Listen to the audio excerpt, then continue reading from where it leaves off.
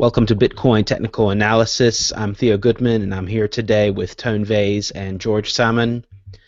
We've had a decent sell-off in Bitcoin over the last 24 hours since our last show, and there's been a lot of movement in the other markets as well. How's it going, guys? Everything is, in flux. So it's an interesting time in the markets, and it'll be good to talk about some of this stuff on the show. Definitely. Yeah, I've been glued to the screen all week. I can't wait for this weekend to just take a break from the madness. And the U.S. Okay, is closed on Monday. that's Even true. The better. U.S. is closed on Monday, so yeah. I wonder how that's going to affect the other markets and also Bitcoin. But let's get right into it. Okay, George, show us what charts you have today. Okay, so I have my normal charts that I usually show, and this is the 4-hour in Bitfinex. Remember yesterday we were all kind of worried about the price because there was a divergence between the indicators and the price, and the indicators were starting to lag while price didn't move. Well, the confirmation was made, and price has confirmed the indicators. As you can see on the 4-hour, we broke below the level of 429, which I was watching, and we broke it hard. And people want to blame, a lot of different things like Mike Hearn or China or whatever, but the reality is that there's been a divergence there for a while. We've kind of been looking at it, and it broke, and it broke hard. And that was what was going to happen once it did break. Going below 400 has been a bit of a surprise without any kind of real bounce back up above it. So that's something to also watch going forward. And here's a daily. The daily, you have this long candle here that's gone right down through the 50 and into the 100-day. The RSI and the MACD have both rolled over. They were starting to anyway, and now they're almost both at oversold levels. This is what's starting to look a little worrisome, though, to me, is the weekly. So if you look at the RSI, it's really held here as big support in this 57, 58 level since back in all the way back to really, July. So going through there could be a real move down. Again, I mentioned this yesterday. I'll mention it again. The MACD on the weekly looks like it wants to roll over, so watch that as well. Again, here we go with China, the China-yuan spread, and it is starting to move again onshore versus offshore, and the offshore is trading above the onshore again. So again, with China, we don't know what the hell's going on over there with monetary policy and what they're doing, but they tried to make it even again, and it's not working.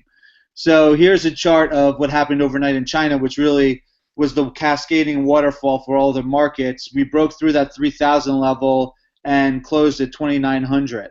And the market's oversold, but nothing really looks like it wants to hold there. There's a lot of downside movement here. I don't really see any real resistance until 2,500 area. So that'll be something to watch as well going forward. And then we talked about Ether yesterday, and we've been talking about it on and off a little bit for the last couple of weeks. It made a move last night, and one can suspect a lot of different reasons, but it could be people shifting out of Bitcoin and putting their money into other places, and Ether is one of them. It's something people have been watching. This chart's a 4-hour chart, and down, and then another move up, and it's kind of oscillating all over the place, and the volume's starting to pick up. So something to watch in the days going forward. I think that this is a chart and something, an altcoin, if you want to call it that, to watch going forward. It could be something that has a lot of upside. Next chart I have is the U.S. dollar. We continue to climb to new highs. Again, this has been problematic for anyone who has been in the global capital markets, particularly in stocks and commodities, and that has reflected in the yen. This is also something that's been problematic too. This is a weekly chart of the yen USD. This is not something we want to see. If we want to see the market start to bottom out here, this has got to stop going up and probably start going down again. This is a flight to safety. We've mentioned that before as well. Here is the US dollar versus the ruble. Commodity, it's the Russian ruble, so it's commodity based, and it's showing you an all-time low versus the US dollar. A lot of countries are in crisis now. I mean, the Saudi Arabians are as well, so is South Africa, and this is all kind of, and this is another new high versus the dollar. New low, sorry. So this is something that we want to watch, and it can't keep on going like this. Something has to break. And I'm assuming that, maybe over this long weekend, markets are closed. People didn't want to be long or short going into the weekend because potentially there might be some kind of monetary policy action out of some countries or something to stop a lot of this bleeding. So here is the SPX, and we left it off yesterday where it was above its downtrend line, and then there was that bearish engulfing yesterday in the final hour of trading, and we had this massive cascade down overnight. But what's interesting is we got a hammer here around midday, and it kind of traded up after that. Still, way below all its lines. Nothing to really get excited about. However, it did close below its low of the day. Not that it closed by much, but that's just something to hold on to. And there's other things as well, which I'll get into in a couple of minutes here. So this is the McClellan oscillator, and we talked about it yesterday. This is actually not right. It is actually down to minus 98 now. So it hasn't updated on my chart yet, but you'd have to have your head examined to be short at that level. That level is a level where we're going to probably bounce at some point. We're extremely oversold, and we're oversold on every level imaginable. Here's another thing to look at. This is the percent of stocks over their 20-day moving average. We're down at 6. This is going back to 2005. We're at levels that we last saw in 2009. To me, this says it's bounce time. I don't know when it's going to be. We might have like a massive down day on Tuesday if nothing happens over the weekend, and a flush. So then after that, I mean, I'm starting to look to get long and long in a lot of things that are just beaten up that I like. So this chart is the FTSE, and it's gotten clobbered as well. Look at this. It's back to its levels of 2012. That's pretty significant. I mean, this is what's going on throughout a lot of the markets. A lot of them are getting clobbered, but I mean, we have to start thinking here that we need to start thinking a little contrarian, and unless it's the end of the world, it's time to start looking at some markets and say, we got to get in there. And this is one of the main reasons why, aside from the commodities, well, this is commodity tied. This is the high yield corporate complex, and this is really tied to a lot of these commodity stocks and oil producing companies and anything that's commodity. So it's been on a massive downtrend, and this has been one of the big worries in the market, and this has been another reason why we've fallen so much. As you can see, it's oversold, it's at lows, but there, again, I think something happens for quite a, and if anything, you need a counter trend rally at some point. And then here is just the 10-year. And again, I talked about this yesterday. It still hasn't gotten down to its lows. It's a little above 2%, but this looks like a bottoming pattern in here if we get a move up, but there's no reason to get excited about this at all. And potentially now we are looking at no rate rises to maybe 1 or 2 going forward. I mean, the Fed has been backed into a corner now, and they really need to decide what to do as the world has started to unravel. So it's going to be interesting to see what happens in the coming days and weeks. The next Fed meeting is on the 27th. That's going to be something to watch. I can't see how they possibly raise in this environment, but they might just do it to say, oh, no, everything's okay, and try and instill some kind of confidence. I don't know that it'll have that effect. In fact, we already know that people are saying that they don't trust the Fed and what's going on there, and that the rate rises have been a big mistake. That's all I have for today. Thanks a lot. Okay, thanks a lot for that. Okay, Tone, what do you have for us today? Oh, well, just a few comments on what George said. You mentioned the Fed rate hike. I don't think the rate hike was a mistake. As I said back during the rate hike period, the current moves have absolutely not in the stock market have nothing to do with the rate hike. People are still rushing into government bonds. You didn't pull up the yields this time, George, but I have a feeling they're up. I don't trade fixed income, but I'm pretty sure that that there is a rush to safety right now in government bonds. So the yields have nothing to do with the equity market. It's a myth. It's something you hear on the talking heads, on the TV, and it's completely meaningless. So, but everyone is scared, so I do not expect the Fed to raise rates. I expect the Fed to raise rates when the stock market starts to go up again, which, like George said, could be any day because things are way, way oversold. Also keep in mind that, as George was saying, the dollar is going up because it's being used as a flight to safety. Just like US government bonds are being used to safety, as I'm certain they're going up in price. So why aren't the US equities being used as a flight to safety? That's the question you got to ask yourself. Who do you trust more, US corporations or US government? I personally trust US corporations more. If I had to choose where my money is going, it's going into the S&P 500 over US government bonds, because over the next 3 to 4 years, I expect the government debt to have a very serious problem, especially when rates eventually rise. So on that note, let me go ahead and jump right into the this chart, which should have been on the screen. So again, this is our Bitcoin chart, and just like yesterday, I left everything the same, haven't changed anything. We had that divergence, and we called it. I've been calling it for a while. So we're finally lower, and we also passed another important target. We are going to close the day below this low. And those that go back to yesterday's video will see that I put this arrow right there. A close below that line takes us down to 315. And back when we were at 315, back when we were in this area, back when we were in this area, there's videos on this where I did not see this as a bottom. I did not see it as a bottom because we came up short on the RSI. This time around, when we get there, and I expect that we will, the RSI will make it to this oversold condition. Okay, will that be a bottom? Maybe, maybe not, right? This is where you're going to have to watch these support levels very, very carefully, because we can easily do one more leg down to here. And that doesn't mean that Bitcoin is dead. It doesn't mean that it died. It doesn't mean that Litecoin or Ethereum are going to take over the world and everyone's going to forget about Bitcoin. It doesn't mean anything like that. It just means that there'll be some panic, there'll be some selling, and when the price is ready to bottom out, it will turn around. That's all it really means. And you can see the MACD has rolled over, as George also pointed out. So me and George are completely in line. How low will it get? Well, we don't know. The one other thing that a trader needs to keep in mind is, again, looking at the RSI, it's been out of balance.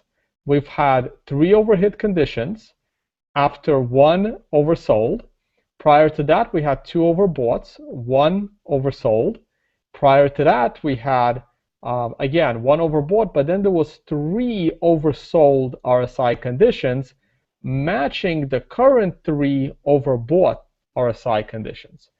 So what does that tell you? Well, if you believe in laws of averages, it's possible that we can see 3 hits of oversold, just like we just saw 3 hits of overbought. It's hard to say where the price will be during those 3 hits. The price could be lingering around low to mid 300s, or it could fall down all the way to mid 200s. It's really hard to say at this stage. But now that we're closing below 400, I'm bearish, guys. I'm bearish short term. I'm very bullish long term, but intermediate and short term, I remain bearish. Like George said, we can blame Mike Hearn, who I've blamed on numerous prior occasions. If you Google my name, you will see articles and statements written and said about the situation, even the last situation, and pretty soon the current situation. Okay, so that's Bitcoin. Now let's talk about the interesting stuff, the traditional markets. So this is the S&P 500, and going into this 3-day weekend, I'm going to say something I don't normally say. I have absolutely no plan. I'm just going to let this weekend do what it does, and I'll see how things open and close on Monday. I have absolutely no expectation in either direction because of the insane recent choppiness. So what we can talk about is what has happened. As mentioned in prior videos, which I'll briefly repeat, we had this very significant support and resistance levels. We had 100 points between them, on 2 separate occasions. And the chart above is the futures market, by the way. The chart in white is futures. The chart in black is the S&P 500 cash market, the SPX, which I'll talk about in a second. So the expectation was to go down 100 points. And I was long this reversal pattern because it was a classic textbook reversal pattern of a doji of around 1900, which was my level. It looked very similar to something like this, which is what I was looking for. And we did close above prior lows. So if I do draw I'm going to draw a black line. I'm going to interfere with the other chart either way. So here's the line. And we closed above it, which is a good sign, but that was a horrible day. So this choppiness, I have no expectations for next week. I'm gonna see where it goes. I'm still bullish. I think this is a shakeout. I think we're getting ready to turn any day. Somewhere from these levels we go back up, and because of this horrible time period that we just saw, there'll probably be a lower low, but the world is not going to end, and in a year or two I expect to see higher S&P 500 prices. So if you're a long-term trader, you should be looking for something good. Now here's where I wanted to pinpoint, and what color am I using? Let's use purple. So today's candle in the futures market is significantly different looking than today's candle in the cash market. The candle in the cash market is a very nice looking reversal candle, while the candle in the futures market looks nothing like it. So we'll see what happens. Again, this candle is indicating that we could have finally got our low, and if we go up, we'll see where we go up. But again, it's very, very choppy. Take the 3-day weekend off. Don't think about the market, and come back to it next week. All right. Let's see. Is this gold? This is gold. Okay. So another, I guess, positive sign for the S&P 500 is that while the S&P 500 is making new lows, gold did not really come even close to making a new short-term high. So gold topped out one day before. Well, gold topped out like a week ago, and the S&P 500 is still making lower lows. So that means gold isn't really being used as a flight to safety right now against the equities. So again, this is an indication that it could be just a shakeout, and we could be going up in the S&P 500, and gold will continue to go down. Obviously, our level in gold is right here, and we are back towards this is true resistance, which we are now below, and then we can make, I guess we can just take the average of these bars here, maybe up a little bit like that. And so now we could be in a higher range. Once we go back into the lower range, we can easily see 1050. And again, my ultimate low for gold is down below 1,000, but it's taking its sweet time to get there, so we'll see. All right, and finally, we have oil. In yesterday's video, you saw my oil position, which was I was long oil in this area here. So I was long oil at 30.50. Today's action, I did not like it at all. I had my initial stop loss at, I believe, 28.65, but I did not like today's action. I raised that stop loss, and I got out a little bit below break even, so I did lose a little bit of money on this trade. But again, I don't like this close. We closed below 30. And that's not a good sign at all. We also made a new low, a new daily low, and a new daily close. Oil is extremely oversold. I expect a monster bounce in oil, probably bigger than the bounce in the S&P. But properly timing it and cutting your losses small when you're wrong is very, very critical for any trader. Okay, and on that note, I'll give it back to you guys unless you have questions or want me to pull up something else. Okay, thanks a lot, Tone. Yeah, I'm just going to briefly talk about Bitcoin. You touched on it about the RSI, and here on my chart I've got the 9-period RSI, and ironically enough, the last time it was anywhere near 30 was the last time there was a real big debate about the block size. So it's just ironic that in the summer, in August, was the last time that we saw the RSI in the similar anywhere near a similar position that we see it today. So I just thought that was pretty ironic to point out. And just what happened in the last 24 hours, well, you can see this massive daily candle, and it did bounce off the bottom of the daily Kumo cloud here, and it seems to be consolidating right here at the bottom of this Kumo cloud. Now, if that's going to hold or not, I'm not sure, but it definitely looks like we are consolidating in that range right now, and there will be some decision. Now, what is interesting to check out is the lagging line. That's this green line right here, and that's clearly under the price, which is a bearish sign, but it's still above the daily cloud.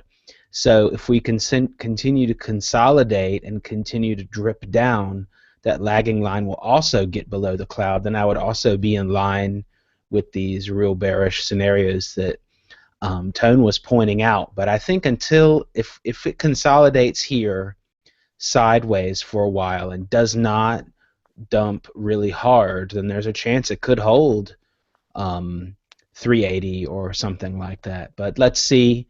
So in the short term, it did kind of bounce, but let's see. And let's also see what this long weekend, U.S. long weekend, is going to do. Is that going to just be a low volume weekend and just kind of sideways, or are we going to see some weekend dumps with expectation of no new money on the exchanges, at least the U.S. exchanges on Monday?